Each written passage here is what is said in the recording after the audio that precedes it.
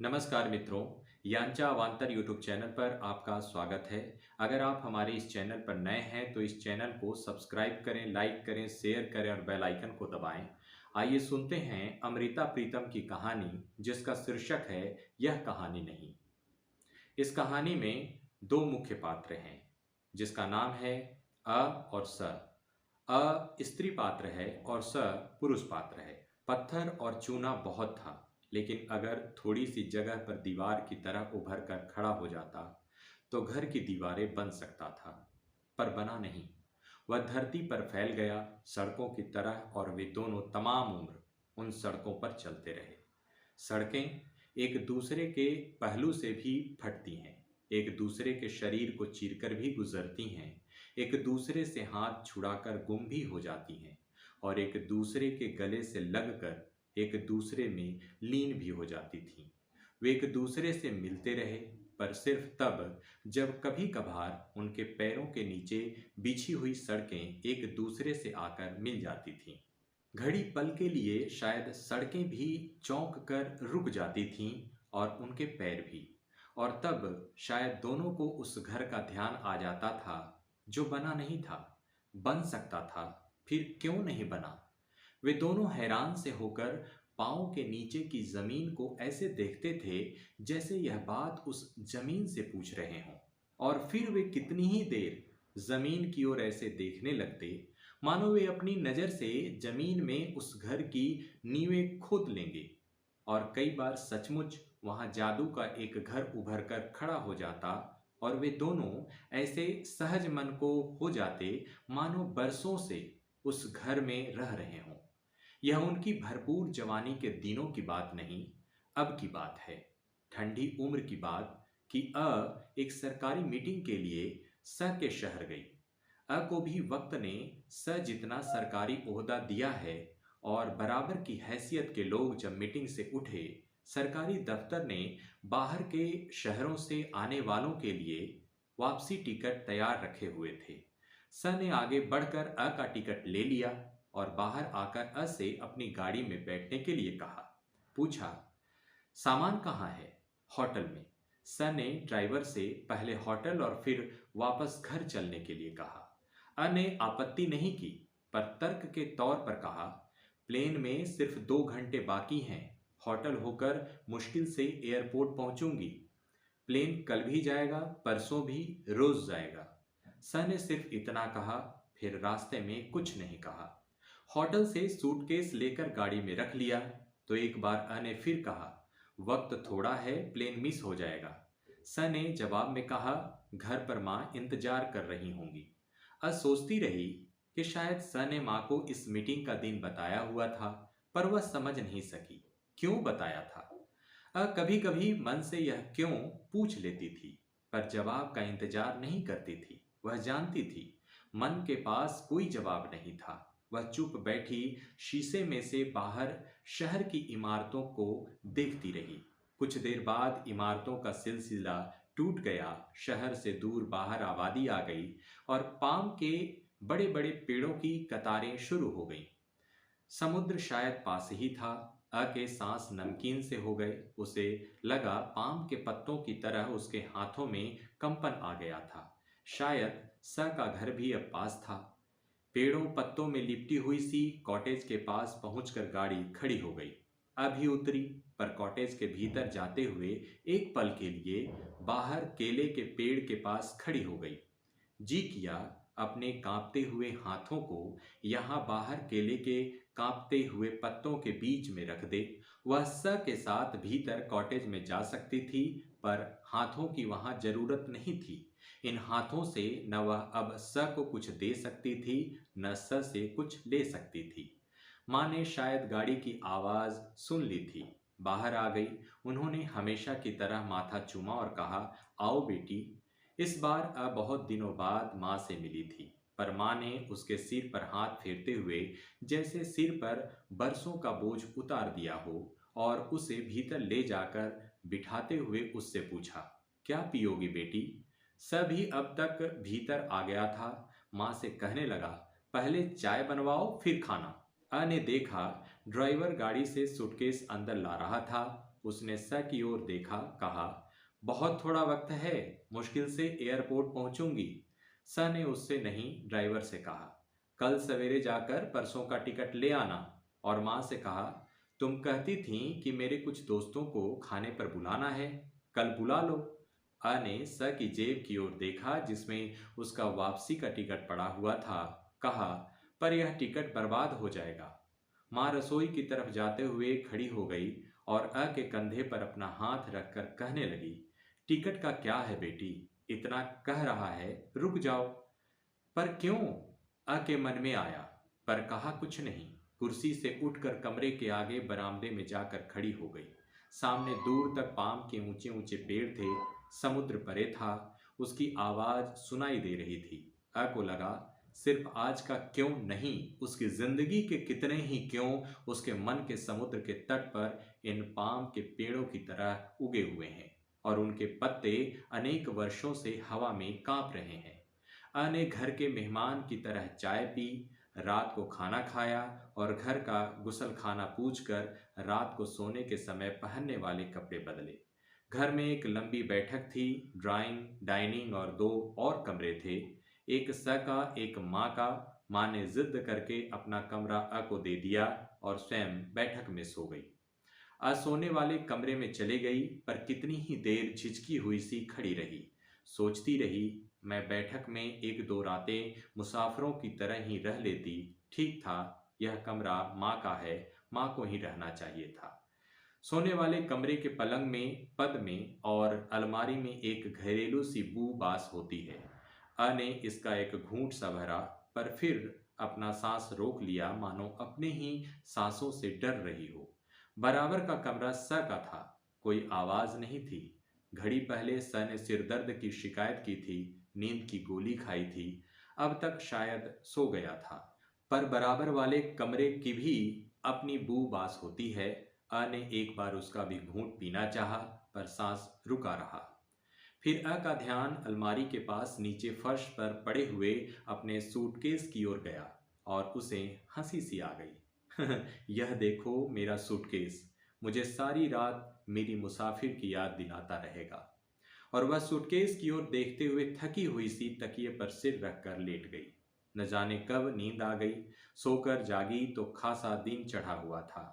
बैठक में रात को होने वाली दावत की हलचल थी। एक बार तो अ की आंखें झपक कर रह गईं। बैठक में सामने स खड़ा था, चार खाने का, नीले रंग का तहमद पहने हुए। अ ने उसे कभी रात के सोने के समय के कपड़ों में नहीं देखा था, हमेशा दिन में ही देखा था। किसी सड़क पर, सड़क के किनारे, किसी कैफे में, होटल में या किसी सरकारी मीटिंग में। उसकी यह पहचान नई सी लगी, आंखों में अटक सी गई। अ ने भी इस समय नाइट सूट पहना हुआ था, पर अ ने बैठक में आने से पहले उस पर ध्यान नहीं दिया था। अब ध्यान आया तो अपना आप ही अजीब लगा, साधारण से असाधारण सा होता हुआ। बैठक में खड़ा हुआ स अ को आते हुए देख कर कहने लगा, ये दो सोफे हैं, इन्हें लंबाई के रुख रख लें, बीच में जगह खुली हो जाएगी। अ ने सोफों को पकड़वाया, छोटी मेजों को उठाकर कुर्सी के बीच में रखा। फिर माँ ने चौके से आवाज दी तो अ ने चाय लाकर मेज पर रख दी। चाय पीकर स ने उससे कहा, चलो, जिन लोगों को बुलाना है उनके घर जाकर कह आएं और लौटते हुए कुछ फल लेते आएंगे। दोनों ने पुराने परिचित दोस्तों के घर जाकर दस्तक दी, संदेशे दिए, रास्ते से चीजें खरीदी, फिर वापस आकर दोपहर का खाना खाया और फिर बैठक को फूलों से सजाने में लग गए। दोनों ने रास्ते में साधारण सी बातें की थीं। फल कौन कौन से लेने हैं, पान लेने हैं या नहीं, ड्रिंक्स के साथ के लिए कबाब कितने ले लें, फला का घर रास्ते में पड़ता है, उसे भी बुला लें। और यह बातें वे नहीं थीं जो 7 बरस बाद मिलने वाले करते हैं। अ को सवेरे दोस्तों के घर पर पहली दूसरी दस्तक देते समय ही सिर्फ थोड़ी सी परेशानी महसूस हुई थी। वे भले ही स के दोस्त थे, पर एक लंबे समय से अ को जानते थे। दरवाजा खोलने पर बाहर उसे स के साथ देखते तो हैरान से होकर उठते, आप? पर वे जब अकेले गाड़ी में बैठते तो स हंस देता। देखा, कितनी हैरान हो गए, उससे बोला भी नहीं जा रहा था। और फिर एक दो बार के बाद दोस्तों की हैरानी भी उनकी साधारण बातों में शामिल हो गई। स की तरह अ भी सहज मन से हंसने लगी। शाम के समय स ने छाती में दर्द की शिकायत की। माँ ने कटोरे में ब्रांडी डाल दी और अ से कहा, लो बेटी, यह ब्रांडी इसकी छाती पर मल दो। इस समय तक शायद इतना कुछ सहज हो चुका था। अ ने स की कमीज के ऊपर वाले बटन खोले और हाथ से उसकी छाती पर ब्रांडी मलने लगी। बाहर पाम के पेड़ों के पत्ते और केलों के पत्ते शायद अभी भी कांप रहे थे, पर अ के हाथ में कंपन नहीं था। एक दोस्त समय से पहले आ गया था। अ ने ब्रांडी में भीगे हुए हाथों से उसका स्वागत करते हुए नमस्कार भी किया और फिर कटोरी में हाथ डोबकर बाकी रहती ब्रांडी को उसकी गर्दन पर मल दिया, कंधों तक। धीरे धीरे कमरा मेहमानों से भर गया। फ्रिज से बर्फ निकालती रही और सादा पानी भर भर फ्रिज में रखती रही। बीच बीच में रसोई की तरफ जाती, ठंडे कबाब फिर से गर्म करके ले आती। सिर्फ एक बार जब स ने अ के कान के पास होकर कहा, 3-4 तो वे लोग भी आ गए हैं जिन्हें बुलाया नहीं था। जरूर किसी दोस्त ने उनसे भी कहा होगा, तुम्हें देखने के लिए आ गए हैं। तो पल भर के लिए अ की स्वाभाविकता टूटी, पर फिर जब स ने उससे कुछ गिलास धोने के लिए कहा तो वह उसी तरह सहज मन हो गई। महफिल गर्म हुई, ठंडी हुई और जब लगभग आधी रात के समय सब चले गए, अ को सोने वाले कमरे में जाकर अपने सूटकेस में से रात के कपड़े निकालकर पहनते हुए लगा कि सड़कों पर बना हुआ जादू का घर अब कहीं भी नहीं था। यह जादू का घर उसने कई बार देखा था, बनते हुए भी, मिटते हुए भी, इसलिए वह हैरान नहीं थी। सिर्फ थकी थकी सी तकिए पर सिर रखकर सोचने लगी, कब की बात है, शायद 25 बरस हो गए, नहीं 30 बरस, जब पहली बार वे जिंदगी की सड़कों पर मिले थे। किस सड़क से आ गई थी, कौन सी सड़क से आया था, दोनों पूछना भी भूल गए थे और बताना भी। वे निगाह नीचे किए, जमीन में नींवें खोदते रहे और फिर यहाँ जादू का एक घर बनकर खड़ा हो गया और वे सहज मन से सारे दिन उस घर में रहते रहे। फिर जब दोनों की सड़कों ने उन्हें आवाजें दी, वे अपनी अपनी सड़क की ओर जाते हुए चौंक कर खड़े हो गए। देखा, दोनों सड़कों के बीच एक गहरी खाई थी। स कितनी देर उस खाई की ओर देखता रहा, जैसे अ से पूछ रहा हो कि इस खाई को तुम किस तरह से पार करोगी। अ ने कहा कुछ नहीं था, पर स के हाथ की ओर देखा था, जैसे कह रही हो, तुम हाथ पकड़कर पार कर लो, मैं मजहब की इस खाई को पार कर जाऊंगी। फिर स का ध्यान ऊपर की ओर गया था, अ के हाथ की ओर। अ की उंगली में हीरे की एक अंगूठी चमक रही थी। स कितनी देर तक देखता रहा, जैसे पूछ रहा हो, तुम्हारी उंगली पर यह जो कानून का धागा लिपटा हुआ है, मैं इसका क्या करूंगा। अ ने अपनी उंगली की ओर देखा था और धीरे से हंस पड़ी थी, जैसे कह रही हो, तुम एक बार कहो, मैं कानून का यह धागा नाखूनों से खोल लूंगी। नाखूनों से नहीं खुलेगी तो दांतों से खोल लूंगी। पर सच चुप रहा, या और अभी चुप खड़ी रह गई थी, पर जैसे सड़कें एक ही जगह पर खड़ी हुई भी चलती रही हैं, वे भी एक जगह पर खड़े हुए चलते रहे। फिर एक दिन स के शहर से आने वाली सड़क अ के शहर आ गई थी और अ ने स की आवाज सुनकर अपने 1 बरस के बच्चे को उठाया था और बाहर सड़क पर उसके पास आकर खड़ी हो गई थी। स ने धीरे से हाथ आगे करके सोए हुए बच्चे को अ से ले लिया था और अपने कंधे से लगा लिया था और फिर वे सारे दिन उस शहर की सड़कों पर चलते रहे।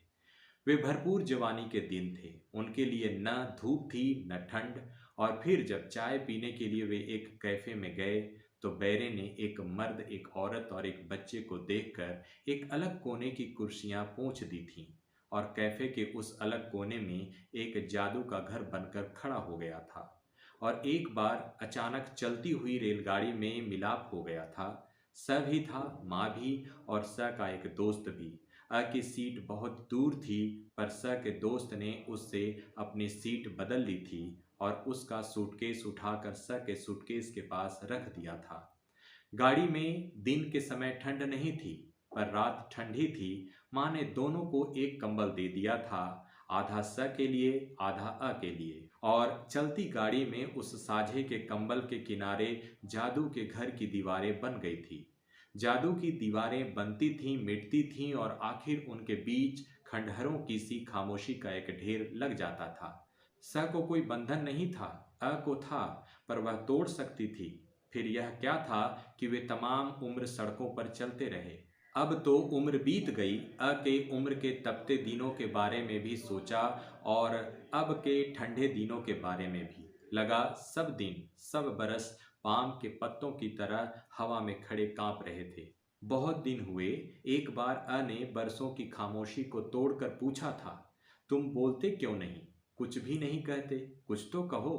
पर स हंस दिया था, कहने लगा, यहाँ रोशनी बहुत है, हर जगह रोशनी होती है, मुझसे बोला नहीं जाता। और स का जी किया कि वह एक बार सूरज को पकड़कर बुझा दे। सड़कों पर सिर्फ दिन चढ़ते हैं, रातें तो घरों में होती हैं। पर घर कोई था नहीं, इसलिए रात भी कहीं नहीं थी। उनके पास सिर्फ सड़कें थीं और सूरज था, और सूरज की रोशनी में बोलता नहीं था। एक बार बोला था, वह चुप सा बैठा हुआ था। जब अ ने पूछा था, क्या सोच रहे हो? तो वह बोला, सोच रहा हूँ लड़कियों से फ्लर्ट करूँ और तुम्हें दुखी करूँ। पर इस तरह अ दुखी नहीं, सुखी हो जाती। इसलिए अ भी हंसने लगी थी सभी। और फिर एक लंबी खामोशी।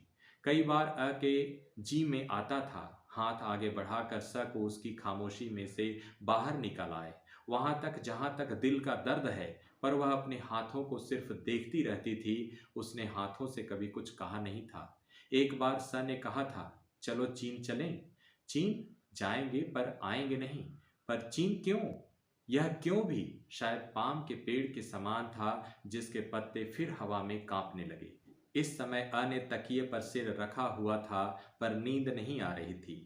स बराबर के कमरे में सोया हुआ था, शायद नींद की गोली खाकर। अ को न अपने जागने पर गुस्सा आया, न स की नींद पर। वह सिर्फ यह सोच रही थी कि वे सड़कों पर चलते हुए जब कभी मिल जाते हैं, तो वहाँ घड़ी पहर के लिए एक जादू का घर क्यों बनकर खड़ा हो जाता है। अ को हंसी सी आ गई। तपती हुई जवानी के समय तो ऐसा होता था, ठीक है, लेकिन अब क्यों होता है? आज क्यों हुआ? यह न जाने क्या था जो उम्र की पकड़ में नहीं आ रहा था। बाकी रात न जाने कब बीत गई। अब दरवाजे पर धीरे से खटका करता हुआ ड्राइवर कह रहा था कि एयरपोर्ट जाने का समय हो गया है। अ ने साड़ी पहनी, सूटकेस आया, सभी जाग कर अपने कमरे से आ गया और वे दोनों दरवाजे की ओर बढ़े जो बाहर सड़क की ओर खुला था। ड्राइवर ने अ के हाथ से सूटकेस ले लिया था। अ को अपने हाथ और खाली खाली से लगे। वह दहलीज के पास अटक सी गई, फिर जल्दी से अंदर गई और बैठक में सोई हुई माँ को खाली हाथों से प्रणाम करके बाहर आ गई। फिर एयरपोर्ट वाली सड़क शुरू हो गई, खत्म होने को भी आ गई, पर सभी चुप, अभी चुप। अचानक स ने कहा, तुम कुछ कहने जा रही थी? नहीं। और वह फिर चुप हो गया। फिर अ को लगा शायद स को भी कि बहुत कुछ कहने को था, बहुत कुछ सुनने को, पर बहुत देर हो गई थी और अब सब शब्द जमीन में गड़ गए थे, पाम के पेड़ बन गए थे और मन के समुद्र के पास लगे हुए उस पेड़ों के पत्ते शायद तब तक कांपते रहेंगे जब तक हवा चलती रहेगी। एयरपोर्ट आ गया और पांवों के नीचे स के शहर की सड़क टूट गई।